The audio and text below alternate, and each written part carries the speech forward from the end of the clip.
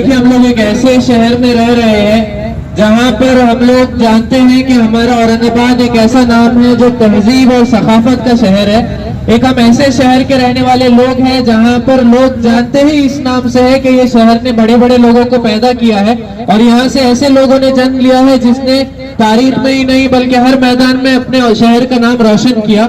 लेकिन हमारे शहर का नाम दूसरे मामलात में भी अब रोशन होने लगा, जिसके मसाइल हमारे गलियों गलियों से निकलकर शहर के लेवल पर अब इतने आम होने लगे कि जिसको हम लोग आमतौर पर जानते हैं नशे के नाम से। लेकिन ये नशा एक ऐसी बीमारी का और एक ऐसे जड़ पकड़ चुका है कि हमारे गलियों में और हमारे शहर के कूचे कूचे में ये पहुंचकर हमारे नौजवान नस्लों को खत्म कर रहा है। हम आज से 10 साल पहले देखे तो हम नहीं जानते थे कि यहाँ पर हमारे शहर में इस लेवल का नशा फैलेगा और हम ये भी नहीं तस्वुर में था कि नशे में कोई आपस में एक दूसरे का कत्ल करेगा।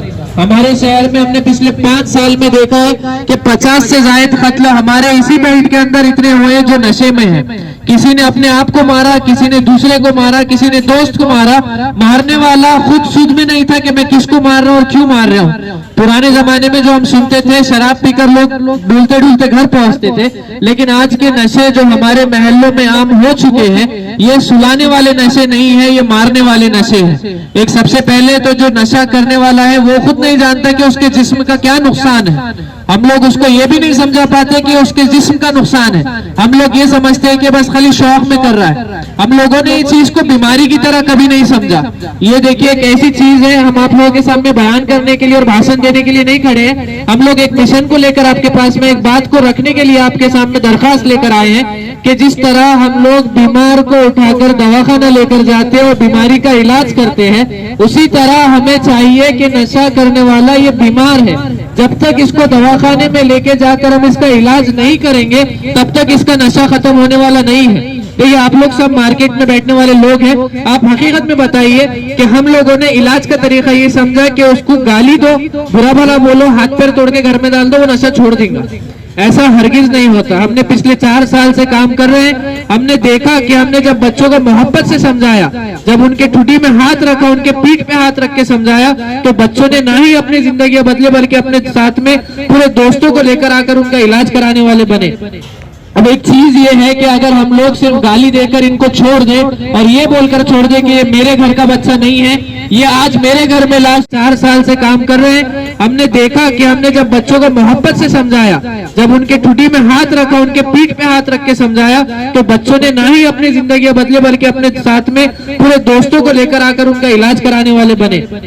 अब एक चीज ये है कि अगर हम लोग सिर्फ गाली देकर इनको छोड़ दें और ये बोलकर छोड़ दें कि ये मेरे घर का बच्चा नहीं है, ये आज मेरे घर में लाश नहीं गिरी है, ये किसी और के घर में लाश गिरी है, तो याद रखिए ये फैलने वाली चीज है। जब एक आग की तरह ये चीज फैल रही है तो हमको मालूम है कि 2 दुश्मन आजू बाजू में भी रहे तो आग आकर बाजू दुश्मन अपने घर के आग बुझाता है। जो मालूम है कि अगर वो आग नहीं बुझाएगा तो फैलकर हमारे घरों में भी पहुंचेगी। इसी तरह ये नशा आग की तरह हमारे सोसाइटी में, हमारी गलियों में फैल रहा है। अगर हम ये सोच कर बैठे हैं और हम ये सोच कर खामोश हैं क्या ये मेरे घर में नहीं है, ये मेरी गली में नहीं है, ये मेरे कोई खानदान के बच्चे नहीं है, तो याद रखिए ये फैलने वाली आग जिस दिन फैलेगी तो ये ना आपका घर छोड़ेंगी, ना मेरा घर छोड़ेंगी, ये ना हमारे बच्चों को छोड़ेंगी, ना आने वाले नस्लों को छोड़ेंगी।